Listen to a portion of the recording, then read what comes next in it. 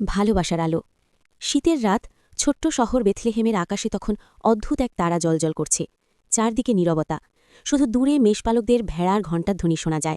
সেই রাতে এক সাধারণ গোয়ালঘরে জন্ম নিল এক শিশু, যীশুখ্রিস্ট। তার জন্ম ছিল না কোনো রাজপ্রাসাদে, ছিল না সোনার খাটে। তবু সেই শিশুর আগমনে বদলে যেতে শুরু করল পৃথিবীর ভাগ্য। মেরি ও জোসেফ বিস্ময় তাকিয়েছিলেন শিশুটির দিকে। দেবদূত আগেই জানিয়ে দিয়েছিলেন, এই শিশু হবে মানবজাতির জন্য আশীর্বাদ, ভালোবাসা ও ক্ষমার প্রতীক। খবর ছড়িয়ে পড়ল দ্রুত। দূর দেশ থেকে এলো ৩ জ্ঞানী রাজা। তারা নিয়ে এলেন সোনা, ধূপ ও গন্ধরস। মেষপালকরাও এলেন বিনীত হৃদয়ে, তাদের সামান্য উপহার আর অকৃত্রিম ভালোবাসা নিয়ে। ছোট্ট যিশু বড় হতে থাকলেন। তিনি মানুষকে শেখালেন, ভালোবাসা ঘৃণার চেয়ে বড়, ক্ষমা প্রতিশোধের চেয়ে শক্তিশালী, আর দয়া সব ধর্মের ঊর্ধ্বে।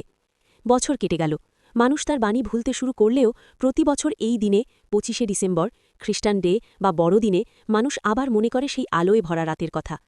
আজও যখন কোনো দরিদ্র শিশুকে হাসতে দেখা যায়, যখন কেউ ক্ষমা করে দেয় অন্যায়কে, যখন ভালোবাসা জয় করে ঘৃণাকে, তখনই মনে হয় যীশুখ্রিস্ট আবার জন্ম নিচ্ছেন মানুষের হৃদয়ে। এই খ্রিস্টানদের প্রকৃত অর্থ, ভালোবাসা ছড়িয়ে দেওয়া, আলো হয়ে ওঠা। ভিডিওটি ভালো লাগলে একটি লাইক করো আর এক্ষুনি চ্যানেলটি সাবস্ক্রাইব করো এরকম ভিডিও প্রত্যেক দিন দেখার জন্য। ধন্যবাদ।